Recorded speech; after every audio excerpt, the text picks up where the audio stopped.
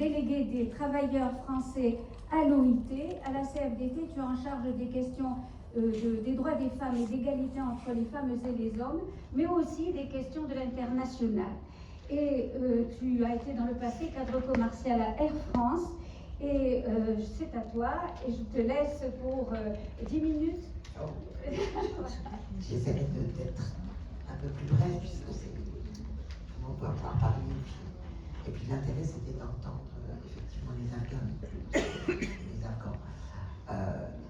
Moi, je voulais juste dire que on avait été déjà saisi d'effroi à la première arrivée des talibans. Et puis on s'était dit en 2001, bon, c'était un mauvais passage, et puis on était rempli d'espoir, en tout cas pour le peuple afghan et les femmes afghanes. Arrive 2021, et là de nouveau c'est la sidération, parce que c'est le retour en arrière 20 ans après. On retourne 20 ans après. Je me souviens, ce qui se disait beaucoup, ce qu'on entendait comme petite musique, c'est ils sont mieux, ils sont moins rétrogrades. Il faut attendre, il ne faut pas. On entendait beaucoup ça comme petit bruit de fond en 2021 quand les talibans sont revenus. Ils sont pires, en fait. Ils sont plus modernes parce qu'ils savent utiliser les smartphones, mais ils sont pires visiblement dans leur tête. Nous ici, je crois que toutes les femmes, les militantes, elles sont horrifiées de ce qu'elles entendent à chaque fois sur l'Afghanistan. Et donc, ça ne suffit pas. À chaque fois, on se dit, mais qu'est-ce qu'on peut faire? À part poster des messages sur les réseaux sociaux, à part aller à des manifestations, faire des conférences, qu'est-ce que concrètement on peut faire pour d'aider les femmes afghanes? En tout cas, moi, c'était un peu l'angle sur lequel j'étais décidé à aller pour résister à cette tyrannie qui est absolument effroyable. Et en plus, je pense que cette tyrannie ouvre la fenêtre d'Overton et qu'elle donne une autorisation à d'autres théocraties, par exemple, d'aller toujours un peu plus loin dans la débrimade vis-à-vis des femmes et la limitation de la liberté et des droits des femmes. Et donc, on doit absolument lutter contre ça. On a eu la chance de rencontrer Shukriya. On avait organisé il y a 2 ans une conférence sur les femmes afghanes et femmes iraniennes. Et de fil en aiguille, on s'est dit là, il y a quelque chose à faire. Et puis effectivement, tu l'avais dit, nos fédérations d'éducation avaient déjà participé à la fin des années 90 à Libérer le savoir, première version. Et on s'est dit que c'était le moment de le relancer. Qu'est-ce qu'on peut faire? On peut faire connaître, évidemment, l'opération Libérer le savoir. On peut la faire connaître dans tout le mouvement syndical. Le mouvement syndical français, on s'entend assez bien les organisations syndicales françaises quand il s'agit du droit des femmes, et même sur l'international, on n'a pas de difficulté. Dans le mouvement syndical européen, dans le mouvement syndical mondial, parce qu'on est partie prenante de ces 3 mouvements-là. Et donc, on peut faire ça. On peut évidemment demander à nos adhérents, passer l'information auprès de nos adhérents, leur demander s'ils veulent soutenir financièrement l'opération Libérer le savoir, financièrement, par leur mobilisation, cas échéant. On peut construire en tout cas un certain nombre de mobilisations. Moi, je suis sûr qu'une partie des adhérents et des adhérentes de mon organisation sont comme moi pressés de pouvoir faire quelque chose d'utile. Pas seulement s'indigner sur les réseaux sociaux. Ça aide de s'indigner. Ça a été dit, le hashtag apartheid de genre, ça aussi, bien sûr qu'il faut le... Et ça ne suffit pas, visiblement. Et dans l'urgence, c'est ça qu'on va essayer de construire. Alors, comme l'a dit Shukriya, c'est le lancement. C'est sans doute pas le dernier événement. Et c'est ça qu'il faut qu'on essaie de construire dans la durée. Et puis j'espère pas trop longtemps, parce que j'espère que les talibans ne tiendront pas trop longtemps. Et ce que je trouve intéressant,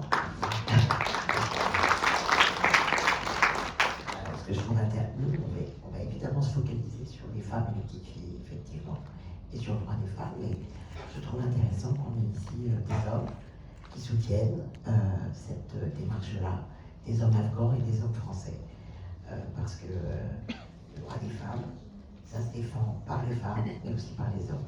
Merci.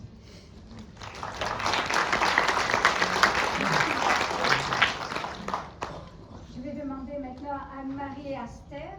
Anne-Marie, vous êtes déléguée nationale de la MGEN et puis présidente de Solidarité laïque depuis juin 2017. Et donc, le Solidarité laïque est un collectif qui est engagé contre les inégalités, les exclusions et les radicalisations. À votre avis, que peut-on faire? Comment pouvons-nous nous organiser? Vous qui avez l'expérience de ce qui s'est conduit dans les années passées, dans les années précédentes, dites-nous. Dites-nous quel soutien, dites-nous comment nous allons procéder. Merci beaucoup. Je suis très émue d'être avec vous ce soir. C'est vrai qu'on n'aimerait jamais entendre ce qu'on a entendu.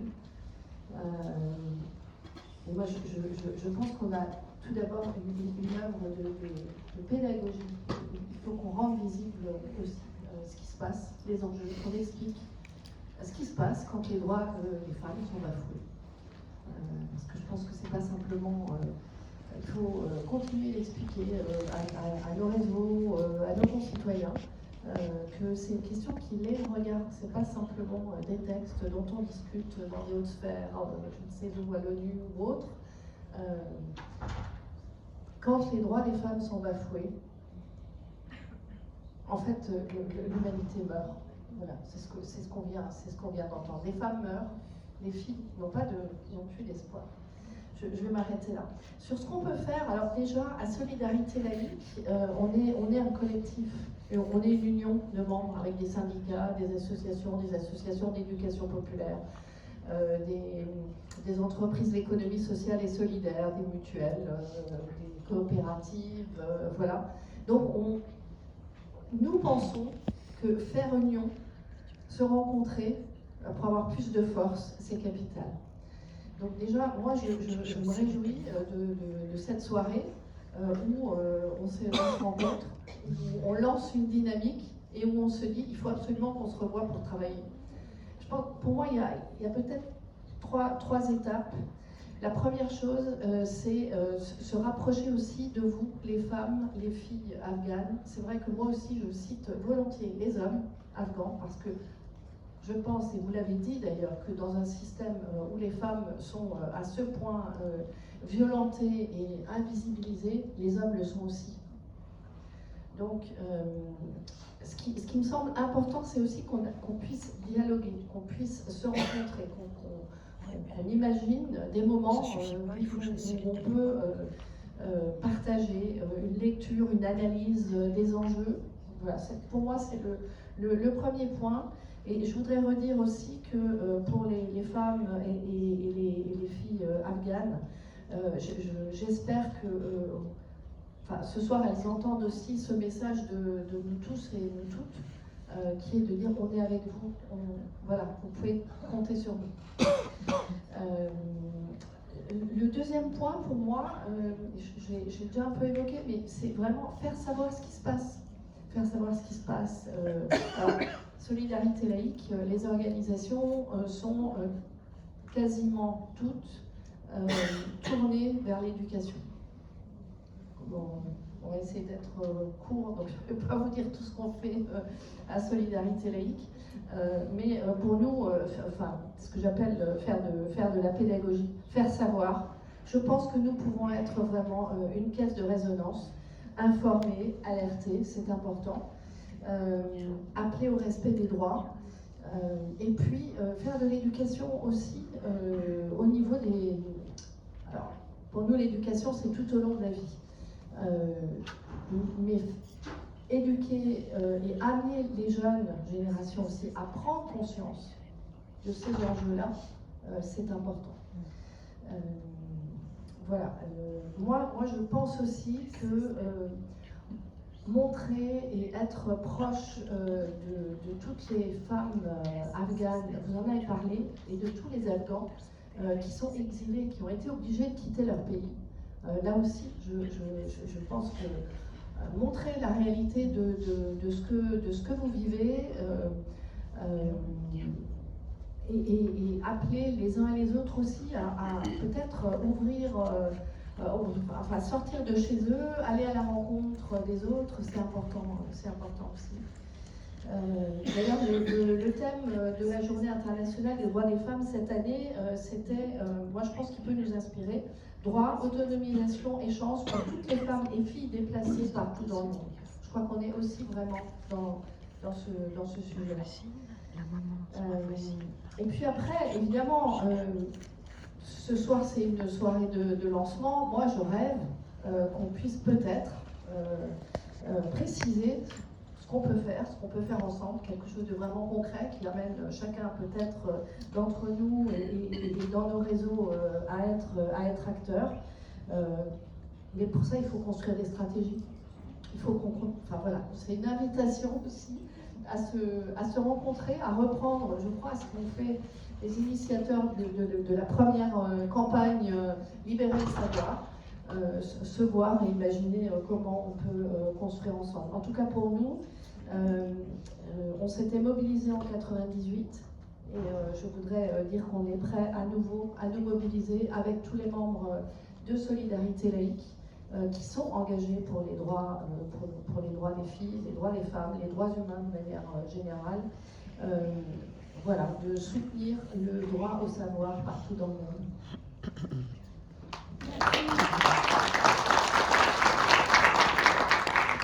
Merci Anne-Marie. Sabine, je me tourne vers toi. Tu es la présidente de Femmes Solidaires, bien sûr, mais tu es aussi l'initiatrice avec Femmes Solidaires de ce beau réseau international de RIFLE, Réseau international féministe et laïque, à la création duquel Negar a participé. Femmes Solidaires, c'est un grand mouvement de 190 associations locales. Je suis allée vérifier parce que ça me paraissait beaucoup, donc j'ai fait 2 vérifications. Et vous éditez un journal que nous connaissons bien et qui est Clara Magazine. Vous avez un statut consultatif spécial auprès de l'ONU et toi-même, tu travailles dans une autre association tout aussi mobilisée pour les femmes et la lutte contre les violences qui est Fight for Dignity. J'ajoute que Femmes Solidaires, et Choukria ne me démentira pas, est l'association qui, la première, l'a aidé à porter son combat dès 1996 et c'était très très important que Femmes Solidaires soient ici représentées. Sabine, dis-nous comment tu vois les choses maintenant, aujourd'hui, où nous lançons cette grande campagne. Merci beaucoup et merci pour cette invitation qui me touche personnellement pour l'engagement que j'ai en tant que féministe, mais aussi qui touche aussi le mouvement Femmes Solidaires. C'est aussi reconnaître aussi l'engagement des militantes de Femmes Solidaires à travers cette invitation. Et d'ailleurs, je salue les nombreuses femmes solidaires qui sont dans la salle. Je salue aussi les créatrices aussi du RIFLE, Jamila Benhabib, qui est ici présente et que je salue aussi, qui est une féministe engagée depuis longtemps sur les questions internationales. Donc on est nombreuses ici à être présentes et à se dire voilà, qu'est-ce qu'on va pouvoir faire. Dans mes propos, je voudrais quand même présenter cette association Femmes Solidaires. Tu l'as dit, c'est une association qui rayonne sur le territoire français à travers des associations locales. Nous sommes des militantes féministes, je tiens à le dire, avec des bénévolat, hein, nous sommes engagés dans les territoires. Pourquoi il nous semblait essentiel de poursuivre cette action sur Libérer le savoir?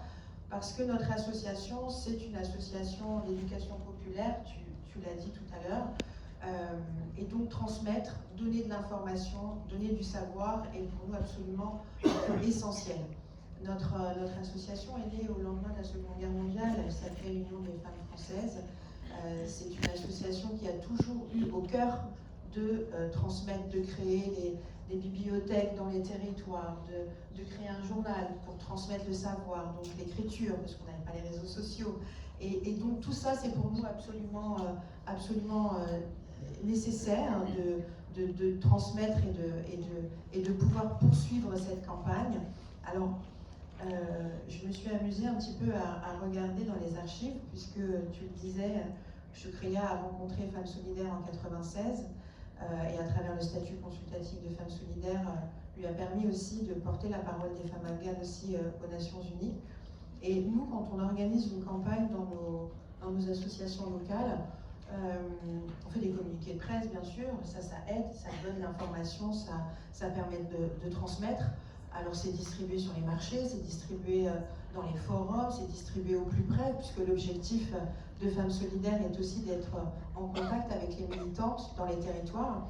Et donc on avait créé un petit objet, alors je vais regarder, parce qu'on en avait encore dans nos archives. C'était ça, c'était alors un petit bout de... qui symbolisait le tchadri. Et donc on vendait ça en fait dans les marchés, qui nous permettait de récolter des fonds qu'on reversait à l'égard pour soutenir les classes clandestines donc de la première campagne.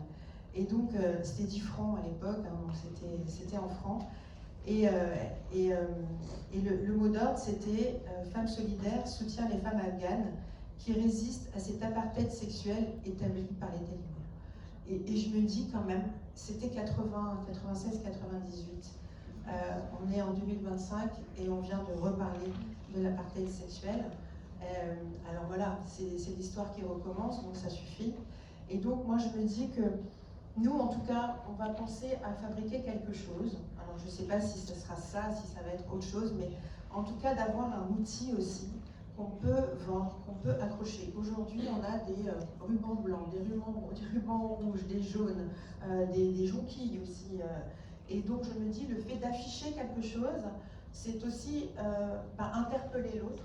C'est aussi rendre visible une campagne.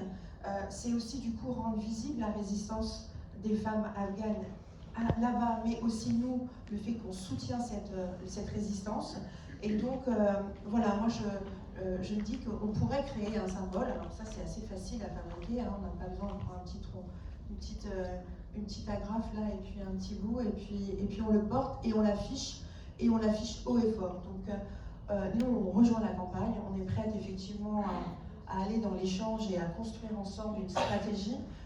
Mais aussi, on a besoin aussi dans les territoires, nous, auprès des bénévoles, d'avoir quelque chose à donner, quelque chose à distribuer pour créer l'échange. Et justement, parce que tu disais qu'il faut le faire savoir, mais du coup, pour le faire savoir, il faut aussi avoir un outil pour le donner. Alors, il y a les réseaux sociaux et les hashtags, mais n'empêche qu'il y a cette toile, effectivement, mais le contact humain, on en a besoin, on en a d'autant plus besoin dans ce qu'on vit actuellement aussi ici en France, de créer le lien social et de créer quelque chose. Donc voilà, nous on va réfléchir à ça, on est prête aussi à réfléchir avec d'autres, mais bien sûr on retrouve la campagne, on s'engage à vos côtés et on est prête effectivement à aller à travers cette solidarité, à le porter le plus loin possible.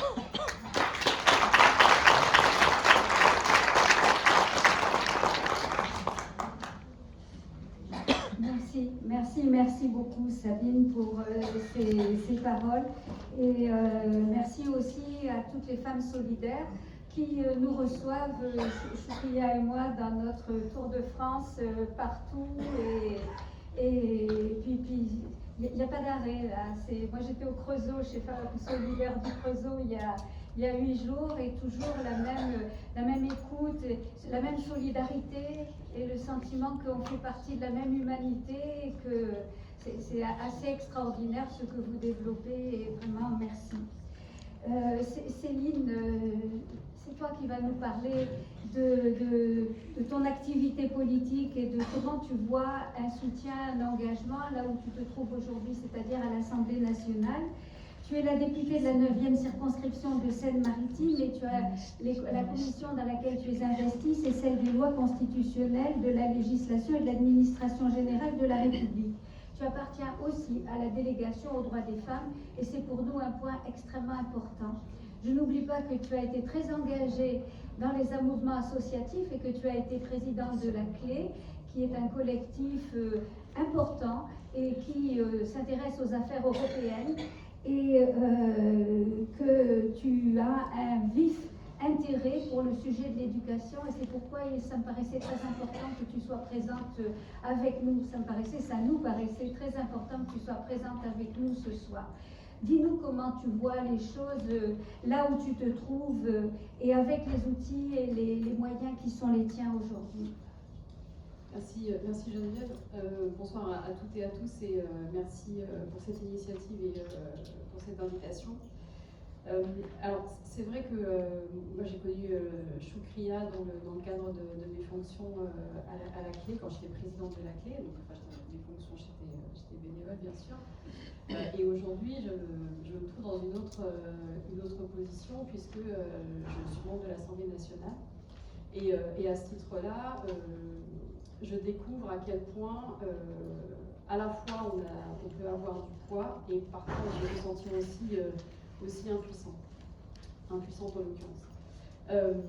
Par rapport au combat que vous menez et à la situation en Afghanistan, en tant que parlementaire, un des points sur lesquels je me suis mobilisée, ça a été à la fin de l'année 2024 sur les aspects budgétaires, puisque, comme vous le savez, pour qu'il y ait des programmes qui interviennent dans des pays comme l'Afghanistan, alors même si aujourd'hui c'est vraiment très compliqué compte tenu de la position des talibans, il y a besoin que des pays comme la France financent et donnent des crédits d'aide au développement. Et quand on a débattu du budget 2025 au dernier trimestre de l'année dernière, on s'est aperçu que les coupes budgétaires sur ce budget développement d'aide au développement étaient particulièrement dures et allaient réduire à très peu de choses ce qui faisait notamment des programmes, par exemple, d'instruction des petites filles en Afghanistan, puisque même si les talibans ont totalement fermé le pays, il y a encore des ONG qui parviennent à intervenir. C'est de plus en plus compliqué, mais en tout cas, la France finançait des programmes de ce type-là. Et dans les actions que j'ai pu conduire avec mes collègues députés, ça a été déjà un travail d'amendement sur le budget 2025. Alors, comme vous le savez, il y a eu une motion de censure, il y a eu un 49.3. Les amendements que nous avions déposés sont passés à la trappe du budget 2025. Et aujourd'hui, je dirais qu'on est dans une situation qui est à la fois difficile, mais en même temps qui peut nous permettre de rebondir fortement parce que la situation internationale est ce qu'elle est. Et si vous me le permettez, je vais prendre un peu de hauteur et m'éloigner quelque peu de la situation afghane, parce que je pense que ce qui s'est passé en Afghanistan, on le retrouve aujourd'hui dans d'autres pays et de façon beaucoup plus forte et beaucoup plus préoccupante. J'étais la semaine dernière à l'ONU, merci, à la CSW, donc pour la conférence sur la condition du statut de la femme. Et c'est une conférence qui a lieu aux États-Unis. Et se rendre aux États-Unis en ce moment pour parler des droits des femmes, ça a quelque chose d'assez, comment dire, un peu exotique, hein, pour ne pas dire surprenant. Quand je suis rentrée de cette semaine à l'ONU, j'ai raconté, en tout cas j'ai voulu faire un compte rendu à mon équipe, et le terme qui me venait pour décrire ce que j'avais entendu, ce que j'avais vu, les échanges que j'avais pu avoir avec un tas d'ONG qui sont venus pour mobiliser et dire ce qu'elles vivaient sur le terrain, c'était le mot terrifiant. La situation des droits des femmes aujourd'hui est terrifiante. Et je vais dire pourquoi et pourquoi je me permets cette distance par rapport à l'Afghanistan. Tout à l'heure, quelqu'un rappelait que les talibans ne souhaitaient plus qu'on emploie le terme de femme. Aux États-Unis, dans le cadre de la CSW, il y a des négociations et par exemple les États-Unis ont refusé de discuter le texte de la CSW parce qu'il figure le terme gender. Les États-Unis ont demandé aux entreprises qui répondent aux commandes publiques d'arrêter leur politique de diversité. Et dans les politiques de diversité, on a des politiques relatives à l'égalité entre les femmes et les hommes. Et puis, un point qui me semble vraiment très très très important, c'est le fait que les États-Unis ont retiré la plupart des crédits de leur agence d'aide au développement, donc de USAID, ce qui fait qu'aujourd'hui, énormément d'ONG se retrouvent avec des bureaux et des programmes qui ne sont plus financés et donc avec des populations qui sont totalement laissées à l'abandon sur des programmes de nutrition, des programmes de santé, des programmes d'éducation, et avec un impact, je pense, qui est beaucoup plus fort pour les femmes et les filles que pour les garçons de manière générale. Donc, cette situation, comme je le disais, pour moi, quand je suis rentrée, elle était vraiment terrifiante. Et face à ça, il y a plusieurs choses. C'est-à-dire que, en tant que parlementaire, là aujourd'hui j'ai un micro, et quand je vais dans l'hémicycle, j'ai aussi un micro, et avec mes collègues, on porte une voix. Et dans les choses que j'ai proposées et qui vont, je l'espère, se mettre en place, il y a la demande, là on a formulé ça avec mon groupe, donc moi j'appartiens au groupe socialiste et apparenté. La Constitution française nous permet de demander un débat au Premier ministre qui a lieu donc dans l'hémicycle et qui peut donner lieu à un vote avec des recommandations. Donc avec mon groupe, on a demandé à ce que l'Assemblée nationale prenne la parole et un débat sur la situation des femmes dans le monde. Pourquoi ? Parce que quand on était dans les débats sur le budget au mois de novembre, au mois d'octobre, on était sur les économies, sur la situation du déficit de la France. On était sur une situation très nationale. Aujourd'hui, la situation internationale, c'est quoi ?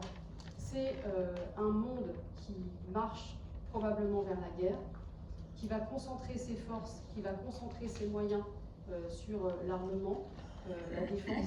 Et dans tout ça, qu'est-ce qui va rester pour les femmes et les filles? Et si à cet instant précis, on n'arrive pas à porter une parole pour les femmes, je pense qu'on peut passer à côté de quelque chose. Donc, dans les actions, en tout cas, que là je porte, il y a cette demande de débat au sein de l'Assemblée nationale. Dans le même ordre d'idées, en tant que parlementaire, donc parlementaire française, je représente l'Assemblée nationale à l'Assemblée parlementaire du Conseil de l'Europe. Donc c'est une assemblée qui rassemble tous les pays qui ont signé la Convention européenne des droits de l'homme, donc ce qui fait un certain nombre de pays dans le monde quand même. On avait une réunion cette semaine, mardi dernier. J'étais moi-même membre de cette délégation à l'ONU, c'est dans ce cadre que je suis allée à la CSW. Et nous avons demandé au président de l'Assemblée parlementaire du Conseil de l'Europe un même débat, la même chose sur la situation des femmes dans ce nouvel ordre international pour que, de manière très transparente et de façon, assez claire, on puisse dire, dans ce contexte-là, dans cette situation où budgétairement c'est compliqué, économiquement c'est compliqué, diplomatiquement c'est compliqué, on ne peut pas passer à côté de la cause des femmes. Donc, je dirais qu'en tant que parlementaire, eh bien, là où les femmes n'ont plus la parole, on leur demande de se taire, eh bien, j'espère pouvoir porter la parole de ces femmes. J'espère que les débats que nous aurons, que ces débats pourront avoir lieu, et j'espère qu'ils permettront une prise de conscience de la part de la classe politique et de tous celles et de tous ceux surtout qui décident de ce qu'on fait de ce monde demain.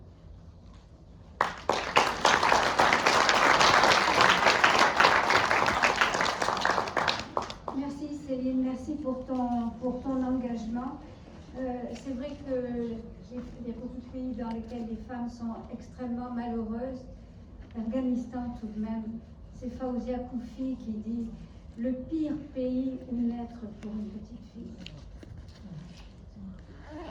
Et elle était la vice-présidente de l'Assemblée nationale d'Afghanistan.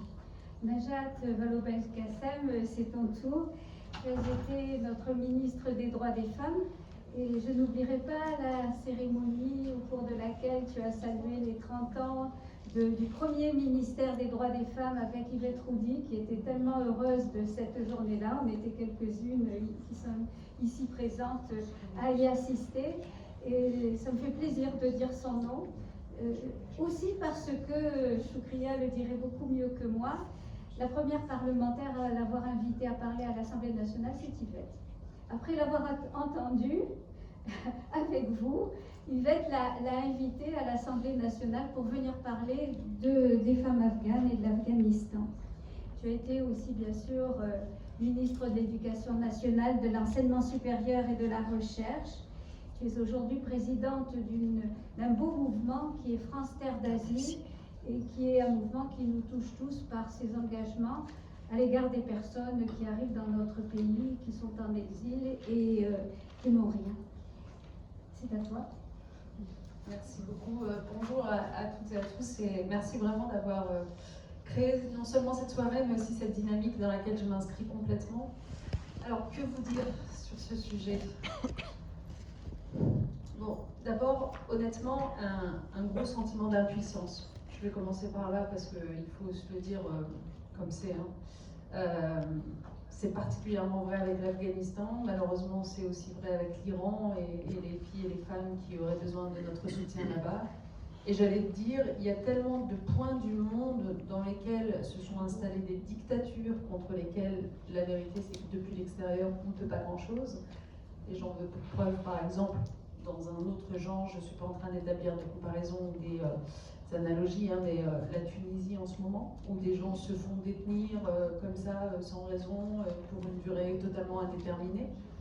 Il y a tellement de coins du monde où on aurait besoin de notre aide, et la vérité c'est que visiblement, la diplomatie, la prévention de la paix, tout ça, ça ne fonctionne pas tellement. La preuve c'est que pendant 10 ans, on a laissé les Syriens faire face tout seuls, malheureusement, à Bachar al-Assad, et que la communauté internationale, qui aurait dû trouver les moyens d'intervenir, n'a pas été capable de les trouver.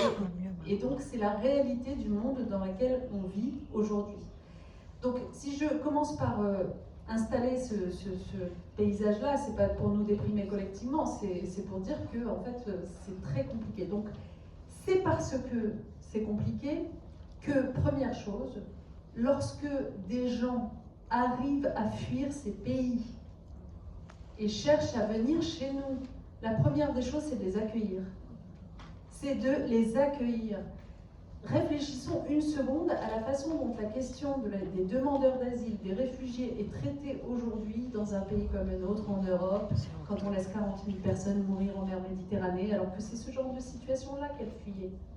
Et je parlais de la Syrie, maintenant que les prisons de Bachar al-Assad ont été ouvertes, que des caméras s'y sont invitées, on se rend compte de ce que toutes ces années, ces gens qu'on a tellement maltraités lorsqu'ils nous arrivaient en Europe, vivaient, de ce qu'ils fuyaient.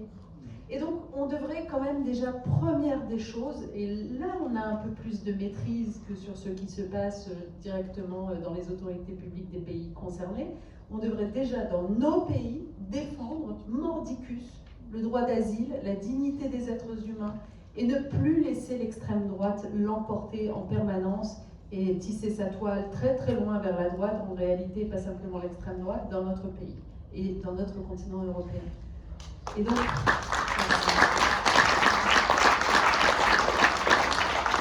France Terre d'Asile, évidemment, c'est de ça qu'il s'agit, puisque c'est une association qui, depuis maintenant depuis 70 ans, accueille, accompagne, aide, héberge les demandeurs d'asile en France.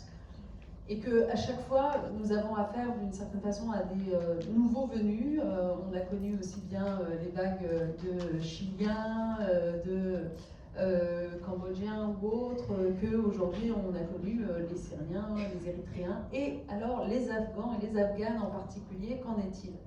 Il y a 2 ans de cela, on a décidé, parce qu'on est très sensible évidemment à cette question des femmes et des filles, donc on a décidé avec des journalistes, accompagnés aussi d'un certain nombre de personnalités publiques, d'artistes, etc., de se mobiliser, de lancer une grande mobilisation qui s'appelait Accueillir les Afghanes, adressée à notre gouvernement et aussi aux gouvernements européens, mais surtout déjà à notre gouvernement français, pour dire, bon, imaginons le cas précis d'une femme qui arrive à fuir son pays, l'Afghanistan. Concrètement, elle se retrouve où? Elle se retrouve soit en Iran, soit au Pakistan.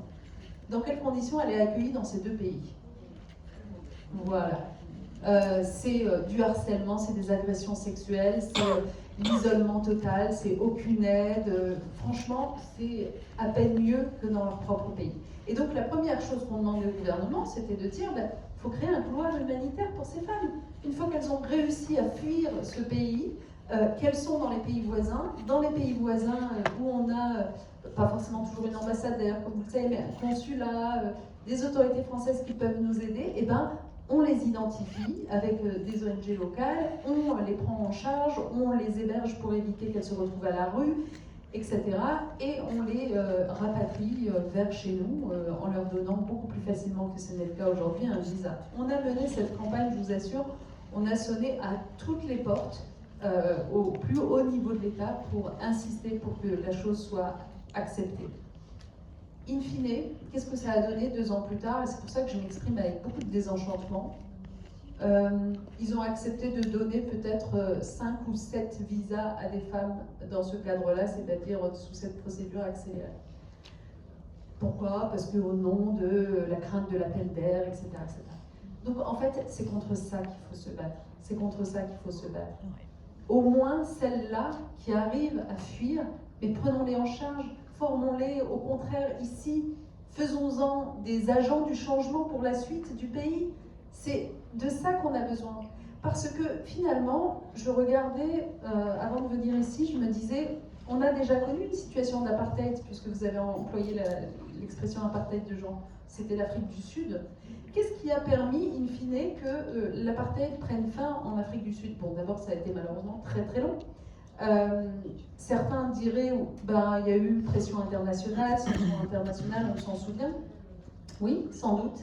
Mais en fait, ce qui a vraiment permis, le facteur déclencheur vraiment de la chute du régime d'apartheid, ça a été la résistance de l'ANC avec Mandela, lequel ANC a été constamment soutenu depuis l'étranger, notamment d'ailleurs par des partis socialistes à l'époque, hein, qui à la fois finançaient quand c'était possible, installés dans des pays voisins de l'Afrique du Sud, permettaient aux combattants de venir se cacher, être hébergés, prendre du répit quand il y en avait besoin, etc., etc. En fait, la question aujourd'hui, c'est, puisqu'on constate que les pays voisins, l'Iran et le Pakistan notamment, ne sont pas vraiment des endroits géniaux pour trouver ce support-là pour un possible mouvement de résistance, organisons-le depuis nous, depuis une coalition de pays ici qui trouveraient les moyens de financer, d'aider. Et le fait de recevoir des réfugiés ici, de leur donner accès à cette formation,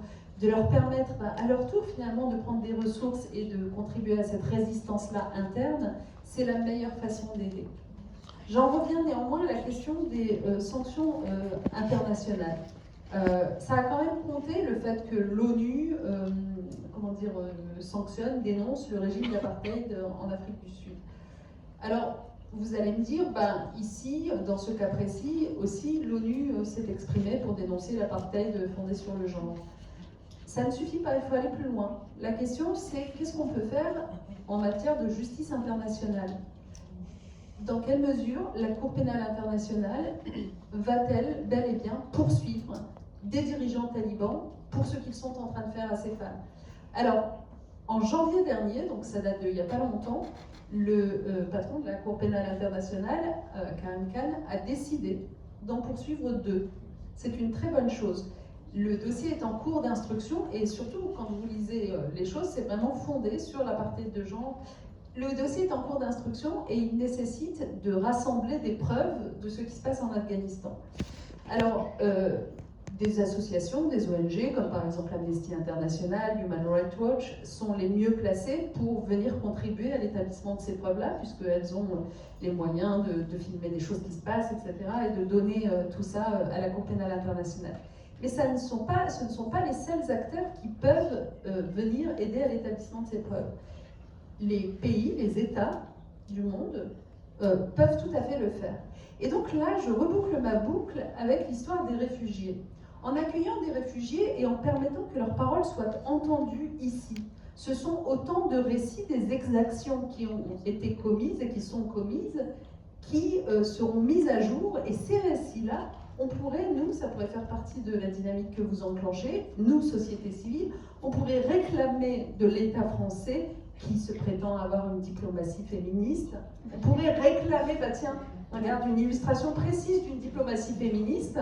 Nous avons pris les récits de 36 femmes victimes de cet apartheid de genre, prends-les et porte-les devant la CPI en tant qu'acteurs, partie prenante, légitime à venir contribuer à l'établissement de la vérité. Et ça, déjà, ce serait quelque chose d'intéressant, parce que je pense que le procureur de la CPI, en fait, maintenant qu'il a lancé ses mises en accusation, il n'a qu'une envie, c'est que ça aille jusqu'au bout. Donc, aidons-le. Voilà, donc ce sont des choses comme ça qui, au-delà du fait qu'on soit tous atterrés de douleur par ce qui se passe, etc., doivent nous rappeler que c'est pas vrai qu'on est impuissant, mais on est particulièrement puissant sur ce qui se passe dans notre pays. Et ça, ce sera très utile pour elle. Merci.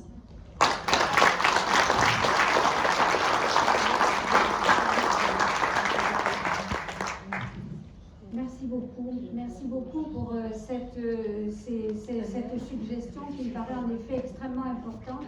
C'est vrai que la décision du procureur Khan, qui date d'il y a 2 mois maintenant, est quelque chose qui nous a donné beaucoup d'espoir, sauf que derrière, Trump a pris cette décision contre la CPI et contre les fonctionnaires ou les agents de la Cour pénale internationale qui sont désormais interdits de pénétrer le territoire des États-Unis et leurs biens sont confisqués.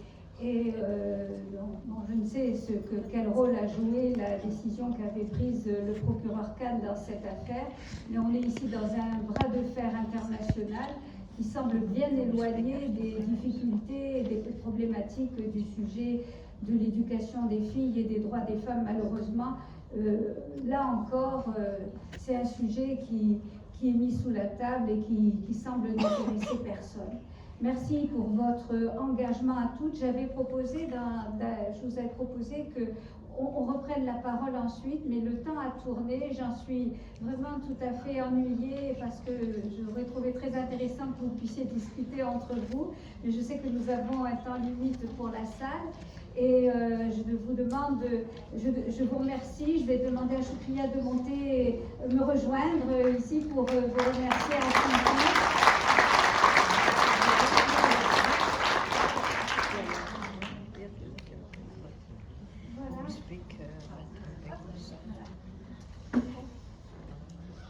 Un grand salut à toutes nos amies des associations qui sont ici présentes. Michel Vitrat-Couzoulet qui est présidente de CVF, Michel Loup, Catherine Sophie Dimitrou-Lias de l'Association des femmes de l'Europe de la Méditerranée, Françoise Brier de l'Amicale du Nid et de bien d'autres associations, de la Clé également, et Annie Sugier qu'on a cité aussi tout à l'heure.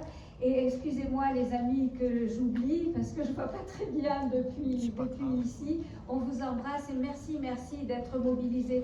C'est important. On va vous faire parvenir, on va publier une incitation à signer votre soutien personnel et celui de vos associations à la campagne que nous lançons aujourd'hui. Et ça serait tellement formidable que vous fassiez circuler cet appel à soutenir, que vous le multipliez, qu'il soit connu et que vous nous aidiez à aller plus loin. Non seulement on a besoin de signatures, on a besoin que vous nous souteniez, mais on a besoin d'idées aussi.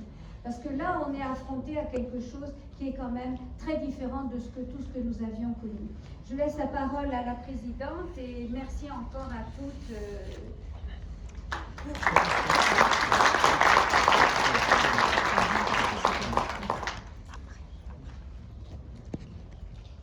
Je peux dire, normalement j'ai entendu des choses tellement bien, tellement réconfortantes. En même temps, je m'attendais de pouvoir entendre ses parents. Et ça fait des bien d'entendre comme ça directement, comme disait notre ami, les vertueux, c'est vertueux, et quand c'est concret, et quand on est face à face, ça crée des liens et des engagements et une sorte de solidarité réelle.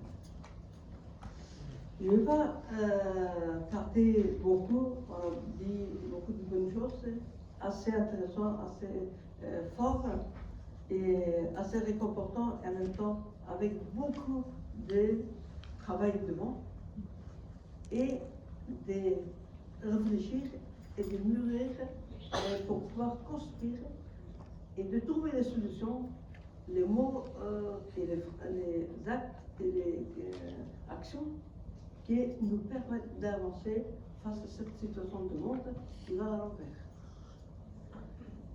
Bon, s'il va à l'envers, parce que peut-être il n'a pas suffisamment de monde pour le tourner dans le bon sens.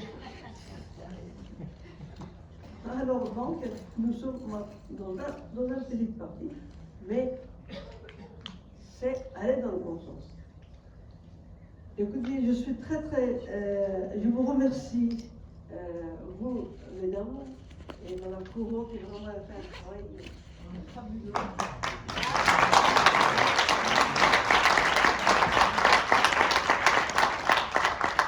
Et également Michel Debon, qui est vraiment travaillé.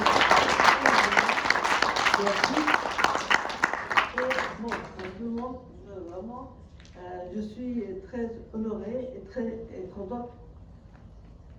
Oui, je suis honorée en tant qu'une femme d'abord, une femme d'Afghanistan et militante de cette cause, et d'entendre ces engagements de votre part et qu'ensemble on peut aller plus loin. Bien, je termine un peu mes remerciements, donc vous le savez, sans que je dise, vous comprenez, vous savez très bien ce que je pense et ce que je ressens. Donc, de l'autre côté, on a préparé un petit repas que vous allez goûter avec des cuisines d'Afghanistan. Alors, donc, je vous invite ensemble d'aller pour savourer.